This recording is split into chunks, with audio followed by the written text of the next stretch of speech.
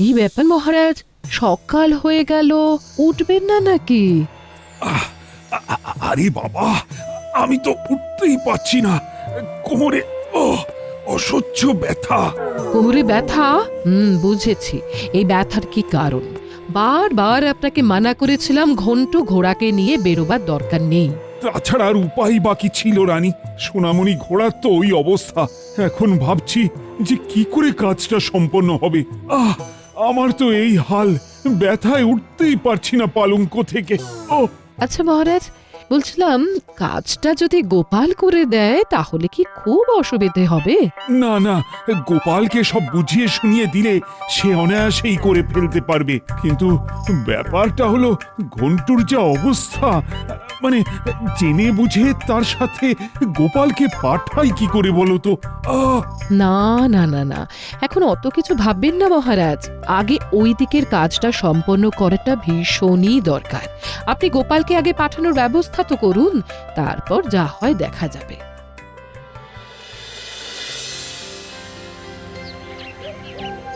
শোনো প্রহরী, তুমি গোপালকে গিয়ে বলবে যে সে যেন অতি সত্বর রাজপ্রাসাদে এসে আমার সাথে দেখা করে। হ্যাঁ প্রহরী, তাকে মহারাজের একটা জরুরি কাজ করে দিতে হবে।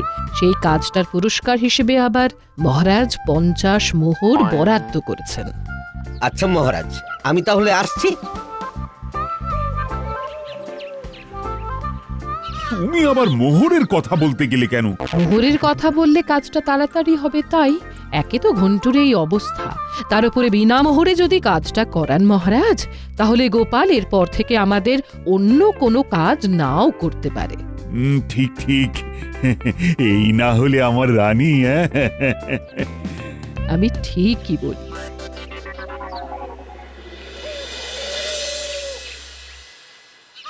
গিন্নি, বাজারটা করে আসি। হ্যাঁ হ্যাঁ হ্যাঁ, খুব সাবধানে যাবে, বেশি বাজার করার দরকার নেই, কেমন?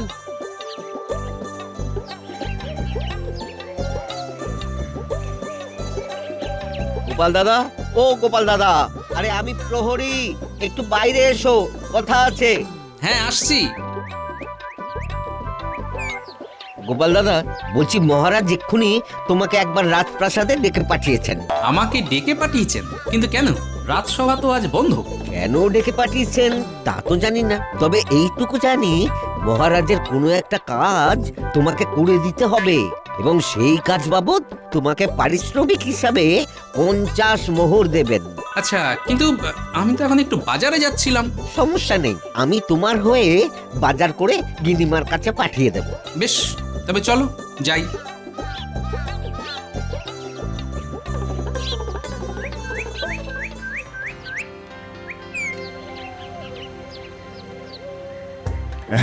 তাহলে বুঝলে তো গোপাল, কাজটা কিভাবে কি করতে হবে?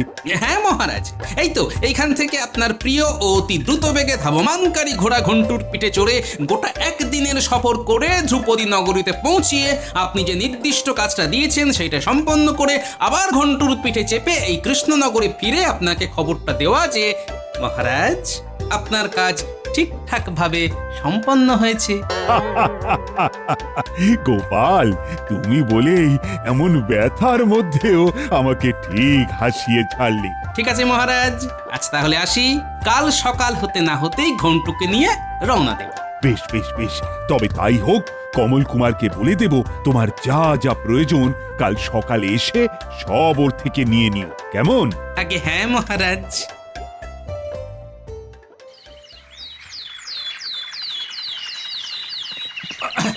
ওরে বাবা রে, ও ঘন্টু, একটু আস্তে ছোট রে বাবা, পড়ে যাবো তো আমি, আমার মাথা ঘুরছে। ও ঘন্টু,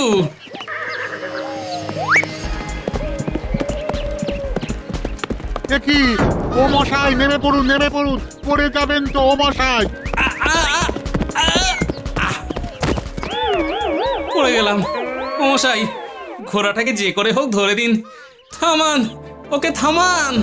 নিজে বাঁচবে কিনা ঠিক নেই, আবার ঘোড়ার চিন্তা। এই হারু, চল চল চল চল চল, ঘোড়াটাকে ধরতে হবে, চল তো দেখি। বুড়ো মানুষ বলছে যখন, চল চল।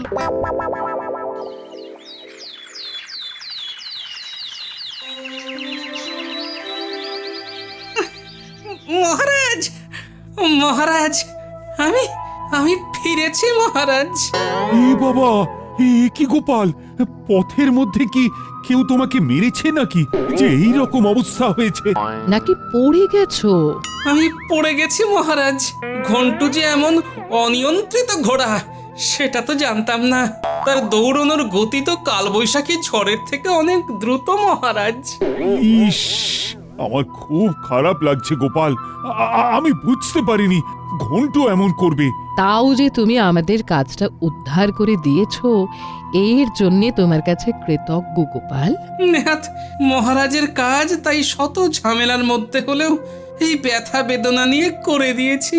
গোপাল, গোপাল, তোমাকে 50 মোহরের বদলে 100টা মোহর দেব। এছাড়া এই ব্যথা বেদনা সারানোর জন্য বৈদ্যর পথ্যের মূল্য আমি দিয়ে দেব। তবে তোমার এই অবস্থা যে আমার ঘন্টুর জন্য হয়েছে সেটা কাউকে বলো না। আর গোপাল, তুমি একটু দেখো তো কায়দা করে আমাদের এই ঘোড়াটা বেচে দেওয়া যায় কিনা। আচ্ছা বেশ, দেখছি। আমি তাহলে একবার বৈদ্যর বাড়ি হয়েই ফিরি। ওদিকে বিজ্ঞানী সভাকবির সাথেও একটু দরকার আছে, ওদের সাথেও বরং দেখা করেই যাই।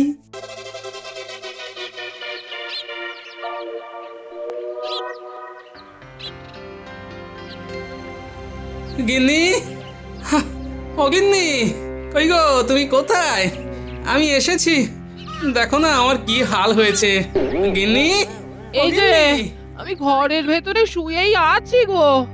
আজ ভরা অমাবস্যা না, বাতের ব্যথাটা এত বেড়েছে ওরে বাবারে, তাই সকাল থেকে উঠতেই পারিনি। হ্যাঁ, সে কি গো, দাঁড়াও ঘরে যাই।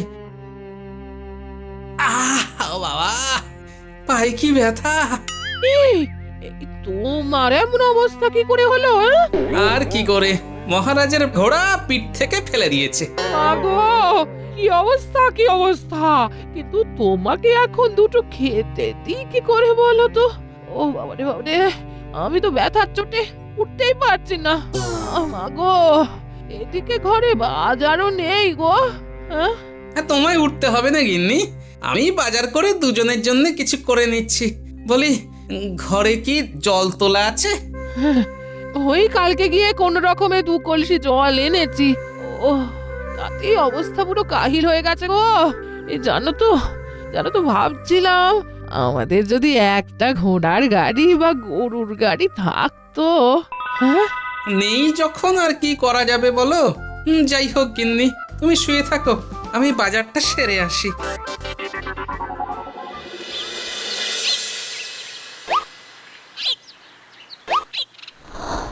বাপরে, পায়ে কি ব্যথা!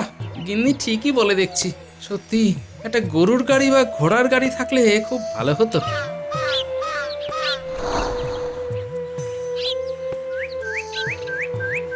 ও গোপাল দাদা, কি হয়েছে? পড়ে গেছো নাকি? আর বলো না পুটির বাবা, কাজে বেরিয়েছিলাম, ফেরার পথে মাথা ঘুরে পড়ে গেছি। তা তুমি বলদ নিয়ে কোথায় যাচ্ছ হে? গোপাল দাদা, বলদটাকে নিয়ে বেচতে যাচ্ছি গো।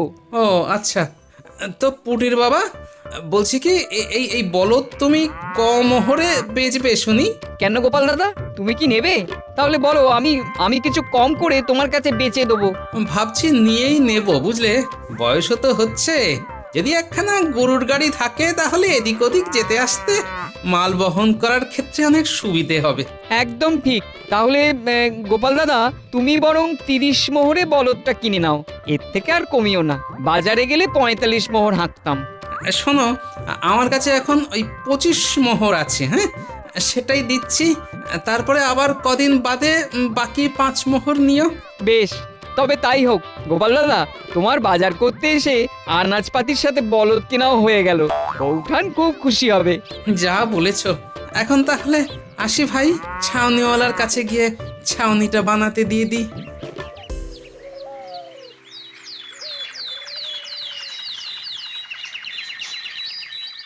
উফ, কখন যে আসবে! বারবার বলে দিলাম সকাল সকাল আসতে, অবস্থাটা দেখো। গো, এবার কি বাইরে আসবো? আর কতক্ষণ এভাবে পটের বিবি হয়ে সেজে গুজে বসে থাকবো বলো তো? আসবো? হ্যাঁ, তুমি বিবি সেজেই বসে থাকো গিন্নি, বলেছি না তোমায় একখানা চমক দেব। তাই যতক্ষণ যতক্ষণ না বলবো ততক্ষণ মোটে বাইরে আসবে না। কি এতদিন আমার ধমককে আজ আবার আমায় চমক দিতে চাইছো? আমি দাও।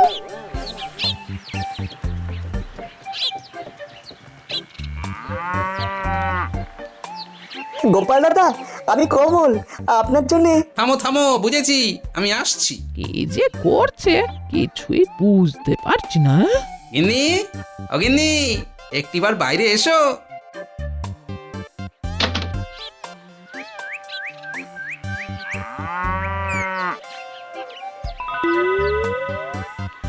ও মা, এ তো একখানে গরুর গাড়ি দেখছি গো।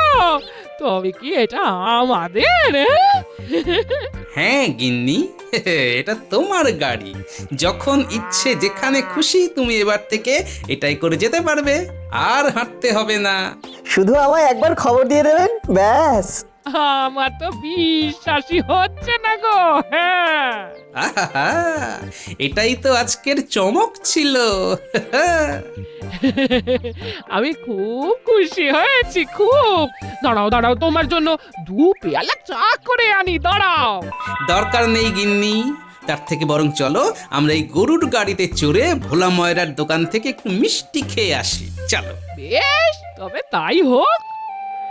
গিন্নি, ও গিন্নি, আরে এসো এসো, তাড়াতাড়ি এসো, আর কতক্ষণ সময় লাগাবে গো? আরে বাবা, আসছি।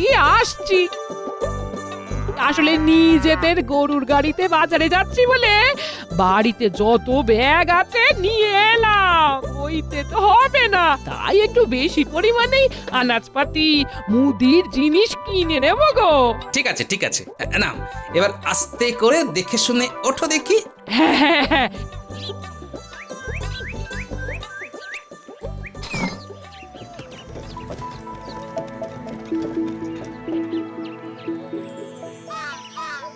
সবাই সরো, সবাই সরো, সবাই সরো, ঠেলায় মাল যাচ্ছে, সবাই সরো। আহা, আরে কি রে বেটা হতচ্ছাড়া, উফ, আমায় এইভাবে ধাক্কা দিলি তুই? চোখের মাথা খেয়েছিস নাকি? ওই দূর থেকে সবাইকে বলছি ঠেলায় মাল আসছে, ঠেলায় মাল আসছে, পথটা ছেড়ে দাঁড়াতে বলছি। আপনি যদি আমার কথাটা কানে শুনেও না সরে দাঁড়ান, তাতে আমি কি করব বলুন দেখি? কি রাজ্যের মন্ত্রীর মুখে মুখে আবার কথা বলছিস? শুনুন, অন্যায় কিছু বলিনি, এবারে যা করবেন করুন। তাই তো মাল নিয়ে তাড়াহুড়ো করে কোথায় যাচ্ছিস বাবা? গোপাল দাদার গরুর গাড়িতে মাল তুলতে যাচ্ছি। ওই যে বাজারের পেছন দিকে গাড়ি থামিয়ে গিন্নিমা আর উনি অপেক্ষা করছেন। কি গোপাল গরুর গাড়ি কিনেছে নাকি? আবার সেই গাড়ি করে বউ নিয়ে বাজার করতেও এসেছে, তাও আবার অল্প বাজার না, 1 ঠেলা বাজার, বোঝো ঠেলা।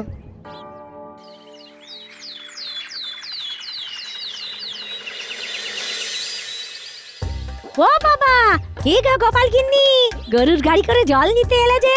কাল কথা বলছিল তুমি নাকি গরুর গাড়ি করে আজকাল বাজারও যাচ্ছ। নিজেদের গরুর গাড়ি নাকি? কবে কিনলে গো?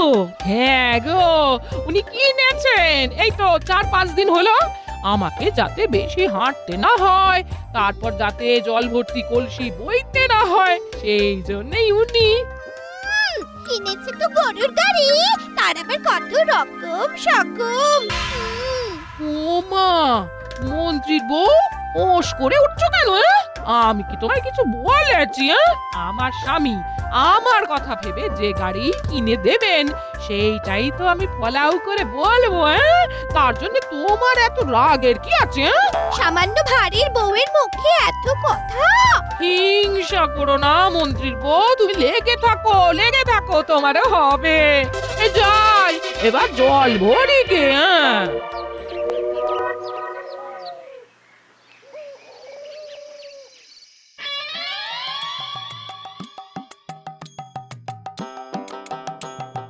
ইগো, এত খুশি কিসের? নতুন গরুর গাড়ির নাকি মজার কিছু হয়েছে? বলছি আমার সাথে না মন্ত্রীর বউয়ের দেখা হয়েছে, বুঝলে? সে আমার গাড়ি দেখে তার কি রাগ, সাপের মতো ফুঁসছে। তাই নাকি? তাহলে নির্ঘাত আজ মন্ত্রী মশাই দাঁতের খাওয়া বন্ধ করে দেবেন। সারা গ্রামে তো চাউর হয়ে গেছে যে আমাদের নতুন গরুর গাড়ি হয়েছে, আর সেই গাড়ি করে আমরা সব জায়গায় যাচ্ছি। বেশ করছি, ছাড়ো তো, কত কিছুই তো দেখলাম। যা যা হবে দেখা যাবে, কি বলো? হ্যাঁ, একদম। আজ তোমার খাওয়া বন্ধ, আমি কিচ্ছু জানি না ব্যাস। ও গিন্নি, আরে গোপাল নিজের মোহরে গরুর গাড়ি কিনেছে, আমি তাকে কিনে দিইনি। একটা ভার গরুর গাড়ি কিনে দিল, আর আমি কিনা মন্ত্রীর বউ হয়েও হেঁটে হেঁটে যাতায়াত করি। আহা, মিছিমিছি এসব কথা ভেবো না গিন্নি। তুমি এইটা ভেবে দেখো যে তোমার স্বামী কোষাগার থেকে কত কত পরিমাণে ফোকটে মোহর নিয়ে আসছে, এটা ভেবে দেখো। সেরকম গোপালের বউয়ের স্বামী তো সেটা পারছে না, মানে ওদের ঘরে অত মোহরই নেই। তা অবশ্য ঠিক। তাহলে গিন্নি গিন্নি দয়া করে আর রাগ করো না, এবারে খেতে দাও। আচ্ছা ঠিক আছে।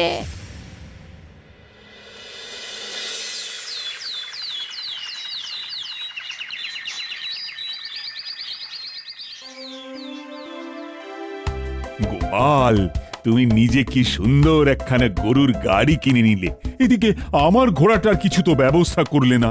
চেষ্টা করছি মহারাজ, আসলে ন্যূনতম মোহরটুকু না পেলে ঘোড়া বিক্রি করে তো লোকসান হয়ে যাবে মহারাজ। আসলে ঘোড়াটার যে অবস্থা বুঝতেই তো পারছো। গোপালের উপর আস্থা রাখুন মহারাজ, ঠকবেন না।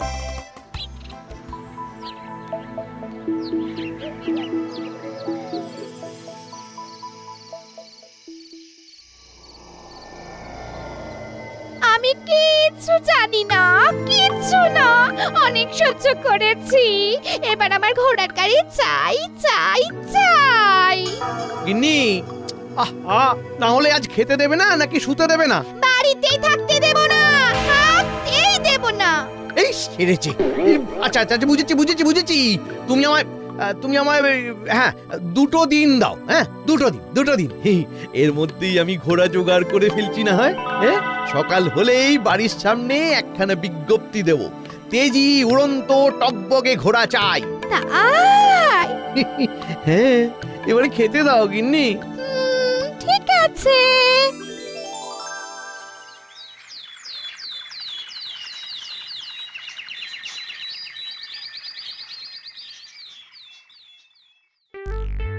ইস, অনেক তো দেরি হয়ে গেল, রাত সবাই যেতে হবে। গিন্নিটা যে কখন আসবে। এই তো আমি এসে গেছি, আর তার সাথে একটা জম্পেশ খবরও এনেছি। হ্যাঁ, কি খবর? মন্ত্রীর বাড়ির সামনে একটা বিজ্ঞপ্তি দিয়েছে গো, সেখানে লেখা আছে তেজি উড়ন্ত টকবকে ঘোড়া চাই। বাবা, সোনায় সোহাগা তো। আজই তাহলে মহারাজের ঘোড়াটা মন্ত্রীর কাছে বিক্রি করে দিতে বলবো। তাহলে ঘোড়াটা মন্ত্রীকে দিয়ে দেবো বলছো? আমি তো আপনাকে তাই পরামর্শ দেব, কারণ এমন সুবর্ণ সুযোগ আর পাবেন না মহারাজ। বেশ, মন্ত্রীকে ডেকে আজই শুভ কাজটা করে ফেলি তাহলে।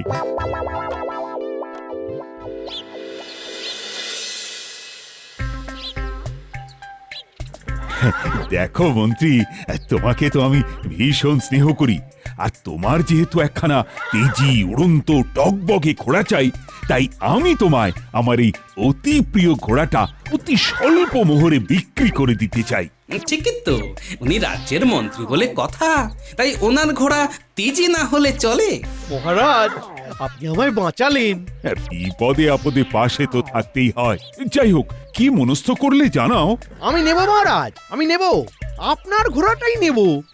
হ্যাঁ, তাহলে গোপাল, কালকে একবার হাম্বা বনাম চিহির মুখোমুখি দেখা হোক নাকি? একদম, আমরাও থাকবো মন্ত্রী মশাই।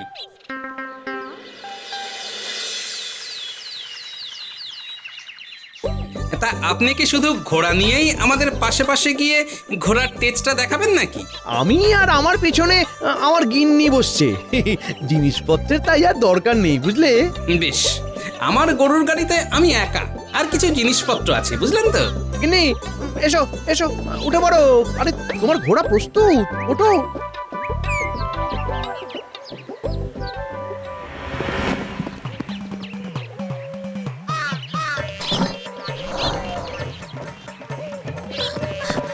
ও মাগো, বুঝতেই পারছি না, উড়ছি তো, উড়ছি। উড়ন্ত তাই। ও মাগো,